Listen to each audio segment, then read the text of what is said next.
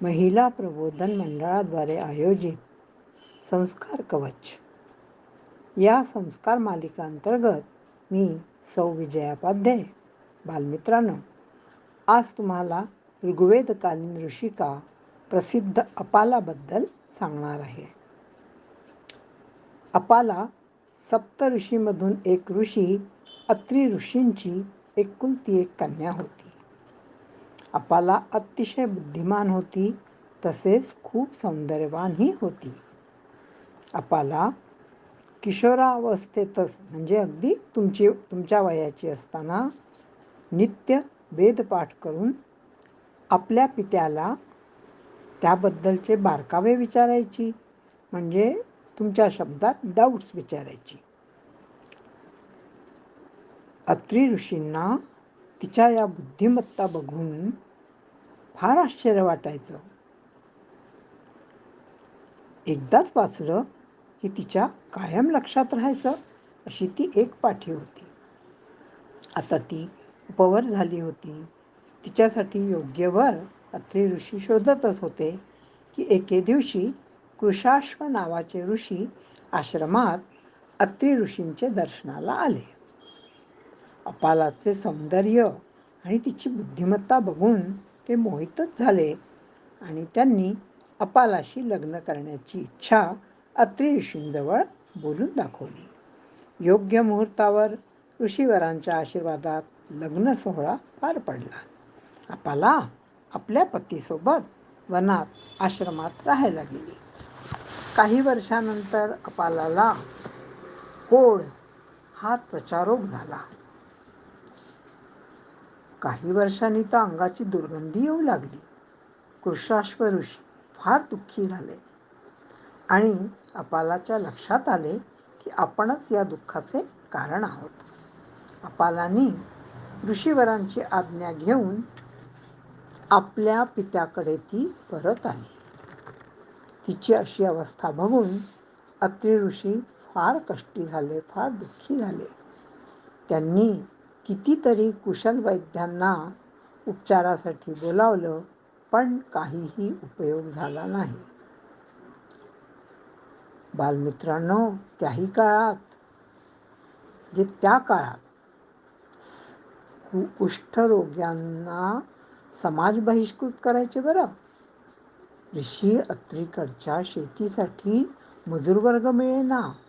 शेती सुकत चालली होती. वर्णन असे आहे बालमित्रांनो की मुलीची चिंता, समाज बहिष्कार या सगळ्या गोष्टींनी अत्रि ऋषींच्या डोक्यावरचे केस नाहीसे झाले. ऋग्वेद वाचताना आपल्याला हा अनुभव येतो की मानवाचं जनजीवन, विचारसरणी सारखीच.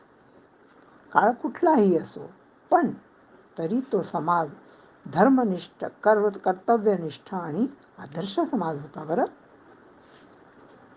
वडिलांनी अपालाला इंद्रदेवतेला प्रसन्न करण्यासाठी सोमरस अर्पण करायला आणि तप करायला सांगितले.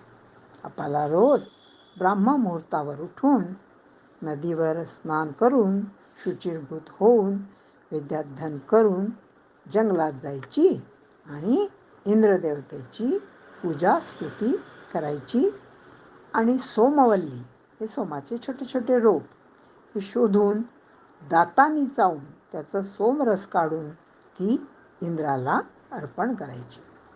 इंद्राला सोमरस अत्यंत प्रिय. लगेच इंद्र प्रकट झाले. त्यांनी तिला प्रसन्न होऊन वर मागायला सांगितले. वर्णन असे आहे बालमित्रांनो की अपाला म्हणते की माझ्या आयुष्यात कायम 3 हिरवळ राहू देत. पहिली हिरवळ म्हणजे माझ्या पित्याच्या सुकलेल्या शेतीवर पुन्हा हिरवळ येऊ दे, हिरवीगार होऊ दे. दुसरी हिरवळ म्हणजे माझ्या पित्याचे केस पुन्हा नव्याने येऊन त्यांच्या डोक्यावर कायम हिरवळ राहू दे, म्हणजे कायम केस राहू दे. आणि तिसरे म्हणजे की माझे शरीर पुन्हा कांतिमान, तेजस्वी होऊ देत, म्हणजेच माझे आयुष्य हिरवेगार तरोताजा होऊ देत. इंद्रदेवतेने तिला तथास्तु म्हटले म्हणून आशीर्वाद दिला आणि अपाला पुन्हा रूपयवना आणि सूर्यासारखी तेजस्वी कांतिमान झाली. इकडे अत्रि ऋषी अतिशय प्रसन्न झाले तिला बघून. वर्णन असे आहे की इकडे कृशाश्व ऋषीला फार पश्चाताप झाला की कशीही असली तरी आपली ती पतिव्रता पत्नी होती आणि ते अत्रि ऋषीच्या आश्रमात तिला न्यायला आले आणि तिचं पालटलेलं रूप पाहून तर त्यांना अतिशय आनंद झाला आणि अत्रि ऋषींनी तिला आशीर्वाद दिला आणि पतीबरोबर अपाला आपल्या पतिगृही गेली आणि सुखाने नांदू लागली. पुढे अपालाने ऋग्वेदातील 10व्या मंडलामध्ये 72व्या सूक्ताची रचना केली. इतकी ती विद्वान होती. बालमित्रांनो, या कथेतून आपल्याला काय बरं शिकायला मिळतं की ऋग्वेदकालीन स्त्रिया शिक्षित होत्या, धाडसी होत्या, त्या स्वतंत्र होत्या, पण एखादा अपवाद वगळता कुठल्याच वेदकालीन स्त्रीने स्वतंत्रेचा गैरफायदा घेतला नाही.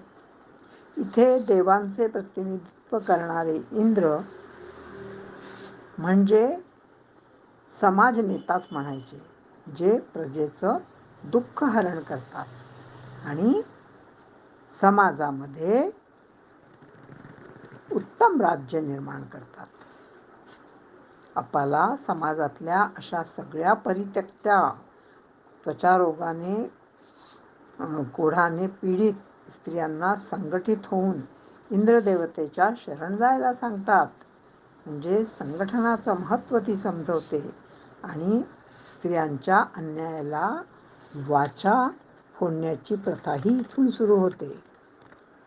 म्हणजे आपण आजच्या प्रगत स्त्रियांचं जेव्हा कौतुक करतो तेव्हा लक्षात येतं की 7000 वर्षापूर्वी असलेला हा ऋग्वेद काळ व त्यातील महान नारी चरित्रे किती आदर्श होत्या, किती प्रगत होत्या. असो, कशी वाटली मुलांनो ही गोष्ट? आवडली ना? आता पुन्हा पुढच्या महिन्यात पुन्हा ऋग्वेदकालीन नवीन महान नारीचरित्र ऐकण्यासाठी पुन्हा भेटू. जय हिंद, जय भारत.